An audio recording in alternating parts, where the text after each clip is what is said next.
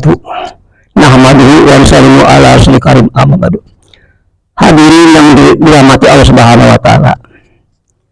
Kalaulah ada hadirin orang mengatakan kamu ini orang yang sangat baik ya. Kamu ini orang sangat bijaksana dan kamu orang yang baik akhlaknya. Maka seorang yang sudah hatinya tahu pada Allah, orang yang hatinya hanya ada Allah Pak, dia tidak mau menerima daripada orang yang mengatakan begitu. Karena sifat itu hanya sifat Allah, yang ada hanya sifat Allah yang ada. Nah, hamba ini yaitu jahil, hamba ini yaitu dalam keadaan hina dina, ya fuqara, ya miskin, apalagi itulah. Maka dia mengatakan kamu salah, kamu ini enggak, saya itu enggak begitu. Kenapa? Ini sifat Allah Pak, yang Allah berikan kepada kita, sehingga orang menyangka itu sifat kita. Allah sudah menilai Pak, Allah sudah menilai. Bahkan kalau orang mengatakan kamu ini hina, kamu ini bodoh, kamu ini miskin, nah itu baru benar itu sifat saya, itu sifat saya begitu, maka dia tidak akan tersakiti Pak. Bahkan dia itu menerima memang sifatnya hamba itu begitu Pak. Begitulah hadirin, kalau orang itu sudah ada kebesaran Allah, sudah ada ma'rifat pada Allah, sudah ada keyakinan yang benar kepada Allah Pak, dia tidak lagi merasa tersungging kalau dihina, malah dia itu menerima atas hinaan orang kepada dirinya Pak. Hadirin yang dirahmati Allah Subhanahu wa taala. Jadi hadirin, waktu yang berharga ini ketika hamba ini mengikrarkan tentang kelemahan dirinya kepada Allah, dia tampakkan sifat-sifat hamba kepada Allah, pada Rabbnya.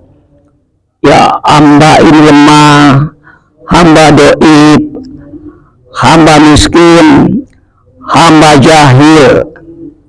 Tampilkan Pak. Inilah saat-saat si hamba Allah ini mengagungkan, Allah ini sangat merindukan kepada hamba-hamba yang mengakui tentang kelemahan dirinya. Hadirin yang dirahmati Allah Subhanahu wa taala. Semua Pak yang ada ini, dirinya ini di alam surga ini hanya kewujudan Allah semata. Tidak ada selainnya Pak. Yang nyata, yang wujud, yang ada hanya Allah. Dialah Allah. Makanya ketika Allah ini ingin dikenal, ketika masih di alam ahadiyah, belum ada apa-apa, belum ada siapa-siapa, belum ada keadaan apapun, belum ada kehidupan apapun. Di zaman ketika itu hadirin, maka Allah Subhanahu wa taala ingin dirinya ditampakkan, dirinya diketahui, dirinya dikenalkan. Sebab kalau Allah nggak menjadikan daripada dirinya sendiri, yaitu nurnya, maka siapa yang mengenal dia? Siapa hamba? Siapa Allah? Siapa yang jadi hamba? Siapa yang jadi Allah? Nggak ada Pak. Maka Allah Subhanahu wa taala telah menjahirkan Pak, telah mentajalikan dari diri sendiri. Maka subhanallah, maka Allah katakan subhanalladzi khalaqal asya, sungguh Allah telah menciptakan sesuatu Padahal sesuatu itu akhirnya pada suatu itu adalah aku, kata Allah. Pada sesuatu itu adalah akhirnya aku sendiri adil. Hadirin yang dirahmati Allah Subhanahu wa taala, kalau Pak kita ini mau memahami hakikat diri kita, jadi kita nggak ada dong. Diri ini nggak ada hakikatnya. Diri kita ini nggak ada dalam ketiadaan.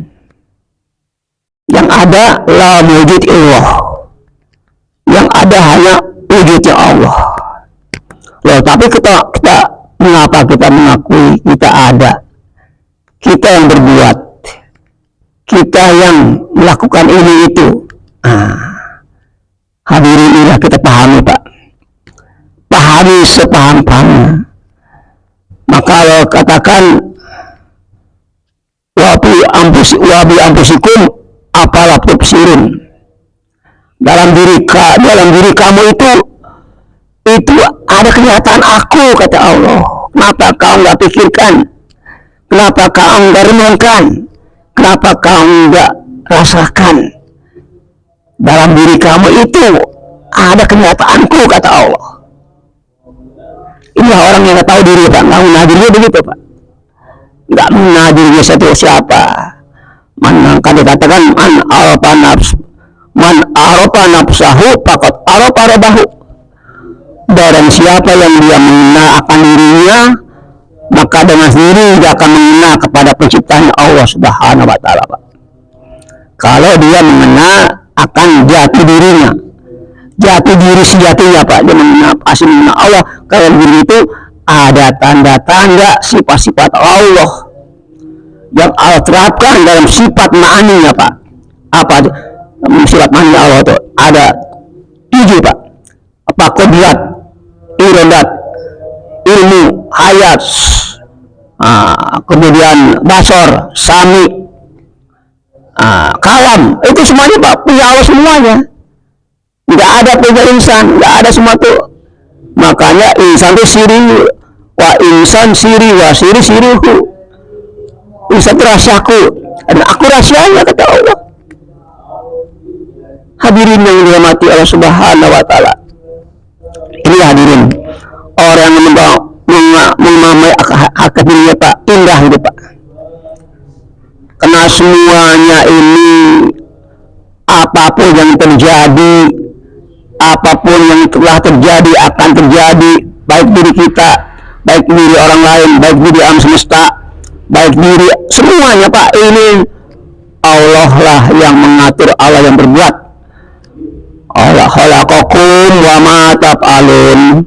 Allah menciptakan, juga Allah yang menciptakan, dan Allah juga yang menciptakan perbuatan hamba, perbuatan tetangga kita, perbuatan teman kita, semuanya, Pak, ini adalah afalnya Allah.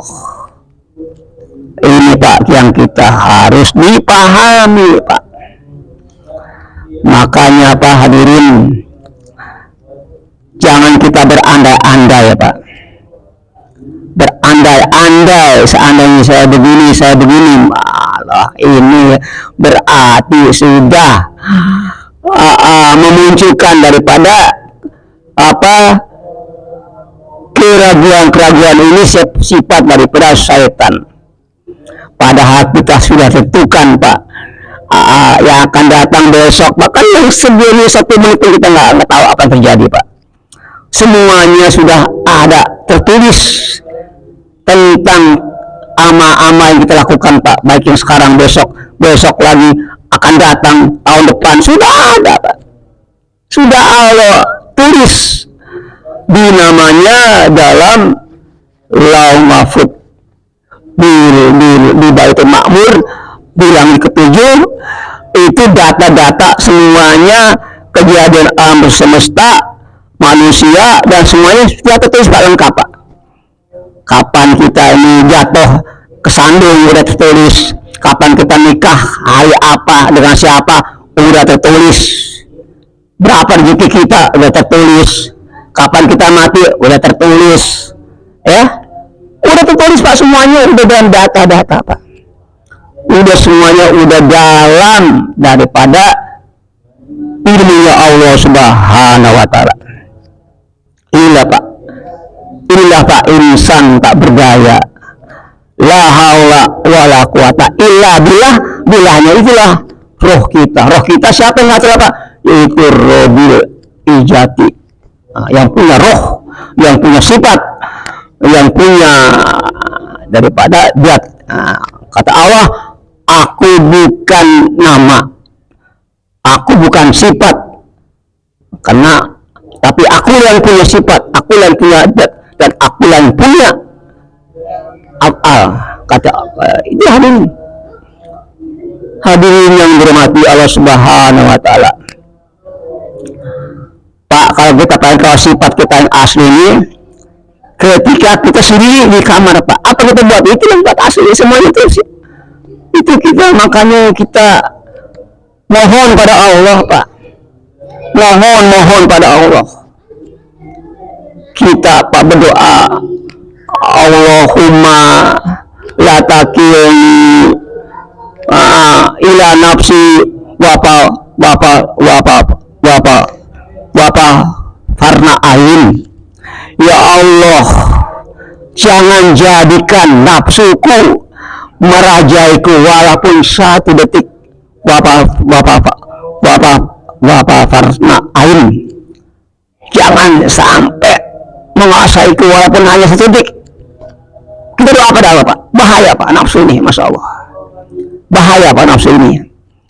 Kalau nafsu datang kepada seorang alim, dia akan menjadi ilmunya digunakan sesuai dengan kehendaknya, dan dia sombong tentang ilmunya. Kalau nafsu datang kepada seorang hakim, maka dia akan tidak adil dalam melaksanakan hukumnya, dan seterusnya hadirin. Begitu bahayanya hadirin nafsu. Maka hadirin kita mohonlah pada Allah, Allahumma la takilni illa nafsi wa farta'na ain. Ya Allah, aku berlindung dari sifat-sifat nafsu yang merajaiku. Hadirin yang dirahmati Allah Subhanahu wa taala, surga Pak dua langkah, menekan nafsu, langkah kedua surga. Jadi cuma tekan nafsu ya diri surga itu. Maka jihad yang terbesar yaitu jihad melawan hawa nafsu. Itulah jihad yang paling tinggi Pak, paling abdal Pak, jihad bin nafsi. Melawan diri kita, nafsu kita ini Pak, yang harus kita perangi, yang kita harus jihati, yang kita harus tempur, sampai nafsu kita itu menjadi tunduk menjadi nafsu mutmainnah, menafsu yang tidak Allah ridhoinya ini Pak. Jadi Pak, untuk nafsu muda Pak, kita harus membalikkan apa yang diinginkan nafsu kita Pak, kita alihkan ke yang lainnya. Contoh, kita ingin makan, jangan makan, itu nafsu kan Pak, begitu. Kita ingin jangan minum, ketika kita ingin tidak minum baru minum. Kita ingin kesana, jangan kesana. Nah, kalau kesana berarti ikut nafsu. Nah gitu Pak, itu caranya supaya nafsu itu jangan diikutin lah gitu Pak, intinya Pak. Ada seorang tabib Pak, dia bukan Islam, dia agamanya bukan Islam, tapi bisa menyembuhkan orang buta, bisa menyembuhkan orang lumpuh, bisa menyembuhkan orang yang kusta dan sebagainya Pak. Maka orang Islam heran, tanya kepada tabib itu, Bapak ini kok bisa begitu besar bener Pak, bisa mengobati orang buta jadi melek, apa resepnya gitu kan. Maka tabib itu mengatakan, wahai fulan, aku ini terbiasa melakukan apa yang tidak aku mau, aku tidak lakukan, dan apa yang aku mau tidak lakukan, dan apa yang aku tidak mau baru aku lakukan. Ini menyimpang daripada nafsunya Pak. Hasilnya itulah. Nah, maka si kiai ini yang paham ilmu Pak, dia mengatakan, bagaimana kalau saya mengajak kamu masuk Islam? langsung Pak dia pikir sebentar langsung masuk Islam. Oh kamu kok cepat bener masuk Islam? Kena ketika aku tanya aku nggak mau, maka langsung aku mau kena, maka ajaranku berkata kalau yang tidak mau harus mau. Nah akhirnya dia, sehingga kiai itu bisa mengajak orang tadi itu masuk Islam hadirin. Nah ini jadi resepnya gampang Pak. Ini. Nah, maka Pak sudah Umar Pak, dia kalau digoda setan Pak dibalikin lawan daripada setan maunya. Setan bisikin sama Imam Sidi Umar, wah Umar kamu jangan banyak berimpak, jangan banyak sedekah, nanti kamu miskin. Maka Umar langsung dia berimpak ini dia sekali sampai berkali-kali sampai 10 kali lipat daripada sebelumnya aja. Ya dia ini Pak, dia balikin apa yang ini setan ya. Maka setan itu menyerah Pak, nggak bisa lagi goda Umar, kalah aja. Itu Pak, jadi kita hadirin. Jadi nafsu itu kalau Pak kita melawan setan Pak, kalau kita jihad akbar asgor itu dia Pak, kita perang jihad melawan musuh, terbunuh atau dibunuh. Terbunuh kita mati syahid kalau ikhlas, kalau kita benar dakwanya, jihadnya benar sesuai dengan arahan Nabi, maka kita dapat surga dengan jihad kita. Kalau menang dapat ghanimah, dapat hadiah. Itu Pak, kalau jihad asgor kecil. Tapi lain urusan apa jihad akbar nih Pak? Jihad akbar ini jihad melawan nafsu nih urusannya. Kalau menang kita surga, kalau kalah ke neraka. Ini Pak lebih berat lagi nih, malah besar lagi nih akbar ya kan? Kalau menang kita memang dapat surga, ridhonya Allah, kalau kalah dapat neraka. Makanya kita jihad melawan hawa nafsu itulah jihad yang paling tinggi, jihad akbar, jihad melawan hawa nafsu hadirin. Ini hadirin ya. Hadirin yang dirahmati Allah Subhanahu wa taala. Maka ketika Rasulullah perang jihad, perang bisa ke Hasbi, perang habis dia perang Honda dan sebagainya dan sebagainya setelah pulang kembali, wahai sahabatku, kita ini baru perang kecil, kita akan kembali ke rumah masing-masing, ke sawah masing-masing, ke rumah masing-masing, ke istri jumpa istri masing-masing. Itulah jihad akbar Pak, itulah jihad akbar. Ketika kita bertemu istri, ketika bersama kita berkebun, ketika kita bekerja di perusahaan dan sebagainya Pak, itulah jihad Pak, jihad akbar hadirin. Hadirin yang dirahmati Allah Subhanahu wa taala, Pak, dunia ini akan menjadikan dunia ini menjadi satu keberuntungan bila kita gunakan harta, waktu, perasaan, nyawa kita gunakan untuk Allah. Itu Pak, itu baru dunia itu meninggalkan Bapak. Karena umur dulu Pak digunakan untuk Allah, mati juga, digunakan maksiat, mati juga. Mendingan mana Pak? Mendingan kita gunakan harta, waktu untuk Allah. Karena ini namanya umur Pak, ini seperti es Pak. Kalau es ini sudah ada, ini kita nggak gunakan di gelas Pak, cair jadi air kan. Tapi kalau ini es gunakan masuk ke gelas, gunakan pakai sirup, manfaat. Nah gitu Pak. Jadi umur pun begitu, hadir gunakan bakal taat sama Allah, mengabdi sama Allah, berbakti sama Allah, maka ujungnya surga. Tapi kalau umur kita gunakan sia-sia, tanpa kita untuk berdosa dengan Allah, tanpa kita manfaat sama Allah, tanpa kita menghubungi pada Allah, mati juga Pak, matinya ke neraka jahanam. Nauzubillah min dzalik. Hadirin yang dirahmati Allah Subhanahu wa taala, mudah-mudahan Pak menjaga kita ini ya bisa mendapatkan ridhonya Allah Subhanahu wa taala. Karena katakanlah yang hak tetap hak ya. Balian walai, sampaikan Pak satu ayat pun wajib menyampaikan. Bapak punya Pak amalan seperti satu enggak, Fatihah kan 7 ayat Pak, sampaikan. Kita udah banyak ayat Pak, kita sudah kuasai, apalagi orang sampai surat Al-Baqarah udah hatam, maka hati satu hatam Quran. Tapi Pak, ini bukan masalah ini Pak, masalahnya apakah kita sudah mengamalkan tidak? Apa kita sudah mengamalkan atau menyampaikan Pak? Ini masalah, Pak. Ini akan menjadi hakikat itu, hakikat itu kalau sudah kita sampaikan, amalkan. Baru ada ruh, baru ada amal, Pak. Baru ada sifat-sifat dalam amal tersebut. Baru ada dapat pertolongan Allah, baru akan dapat daripada bantuan Allah dalam kita melaksanakan perintah Allah. Hadirin, mudah-mudahan kita bisa selalu diberikan kita ini ilmu-ilmu yang datang dari Allah. Karena nggak siap ilmu Pak kita datang, kita belajar kita dari ustadz, dari kiai, dari kitab-kitab, ada ilmu yang langsung Allah berikan dari Allah langsung, Pak. Bagi orang yang hatinya sudah bersih, orang yang sudah dia punya sifat qanaah, dia punya sifat-sifat yang mana dia sudah tidak cinta lagi kepada kerakusannya, maka Allah berikan ilmu-ilmu hikmah, Pak, ilmu-ilmu laduni yang Allah berikan langsung dari Allah sendiri, Pak.